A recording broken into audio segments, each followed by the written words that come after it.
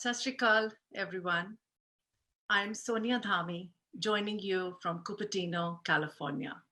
And it is my pleasure to welcome you all to this inaugural tour of Sikh treasures across the world, but virtually. We are excited to take this trip with you and experience Sikh art up close, hear some engaging backstories, and meet some amazing people. But today, when I say the words Sikh art, we are fortunately very comfortable and familiar with these terms. But this was not always so. In fact, these two terms were hardly ever used together. So there's a story here. And when I tried to trace this history back, I found that this term Sikh art was used for the first time in the journal Sikh Sansar, published by the Sikh Foundation in 1975 in its special edition on Sikh arts. It was in this journal that the term Sikh art was introduced as a genre. The widely respected Professor R.P. Srivastava was the guest editor of this volume.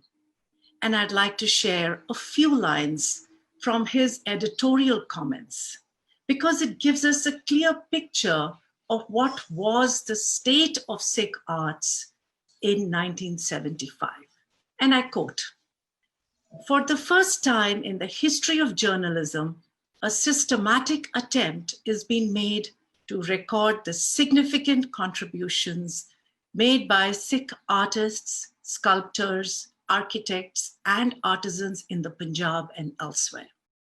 No concerted effort was ever made by any author or historian, and so far no one has tried to write anything on this aspect of achievement of the Sikhs, which has glorified the pages of Sikh history and beautified the Punjab with architectural monuments," unquote. This was the sad landscape as recent as 1975. There were no museums doing exhibits of Sikh art, and there were hardly any publications on the subject. But when we fast forward to today, we find Sikh art is celebrated in museums. There are dozens of publications on the subject. There is a growing number of Sikh artists, authors, curators, art historians, dealers, and so many other related professions.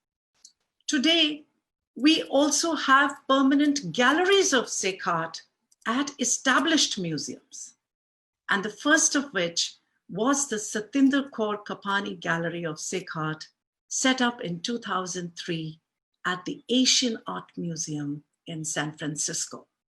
And this, today I am happy to say that the Phoenix Art Museum also has a permanent gallery of Sikh art established by the Kanuja family. The most interesting aspect that I find of these developments is the increasing interest by collectors. And today we have some spectacular collections here in the US. There is the Kanuja family, the Mahal family. There are some inspiring collections in Canada and the UK. And what it allows us to realize in hindsight is that a mind shift has been accomplished in these 50 odd years, which has brought us from this desolate, pervasive, false narrative of a cultural desert, which was associated with our community, to a place which is vibrant and alive today. And for this, as a community, we are indebted to our collectors. Amongst the first of these pioneers was Satinder Kaur and Narinder Singh Kapani. It is their vision and dedication through which they collected these artworks from far and wide and presented to us in a collection in the first ever exhibit on Sikh art, which was in 1992 at the Asian Art Museum. Validating to us as a community, as well as to the world, that Sikhs have an artistic heritage which is as old as themselves. And it includes not just some beautiful portraits of the Sikh gurus or spectacular paintings of the Golden Temple, but also royal arts and treasures of the Maharajas, arms and armaments, architecture and wall monuments, illustrated manuscripts, stamps, coins, textiles, contemporary arts. To me, it is mind-blowing. And this is what provided the motivation to document this premier collection in our book, Sikh Art from the Kapani Collection, which I have the honor to co-edit with the distinguished Dr. Paul Michael Taylor of the Smithsonian. I'm happy to announce that this book is now available for a free digital download on our website, sikhfoundation.org, as well as on academia.edu. But I also encourage you to buy your hard copy soon, because it is soon going to be a collector's item. Now, many of these collections, these spectacular collections that have really changed the dynamics for us, they finally end up in museums, because it is the museums that allow us to share our pride in our arts and heritage across communities and across any barriers of language, color, race, or religion. And it is the museums that continue to inspire our generations to come and ensure that our arts and heritage continue to inspire them. Today, sadly, we are in the midst of a time when a pandemic is raging in our communities, and a push for social change is erupting on our streets. This has changed a lot of what we took for granted. Things like summer vacations and travel plans have been put on hold.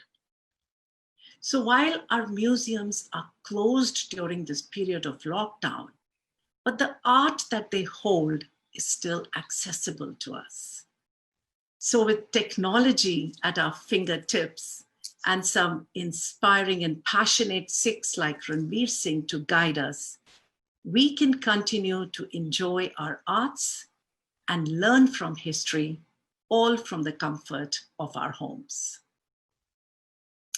Today, we hope to spend about an hour with you, during which my co-host Rav Singh will take us to 4 museums across the city of London.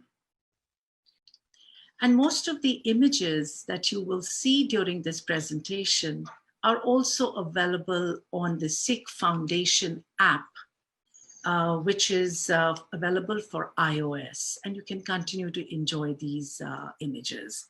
The app is Sikh Foundation International. My co-host today is Rav Singh, who is the mover and shaker of the community initiative, A Little History of the Sikhs, which brings alive for me and you Sikh history on the streets of London, in the museums in the UK, and in the rest of Europe. I met Ranveer, or Rav as he is popularly called, earlier this year, and I was fascinated with the stories that he shared. So it is my pleasure to introduce you to him today.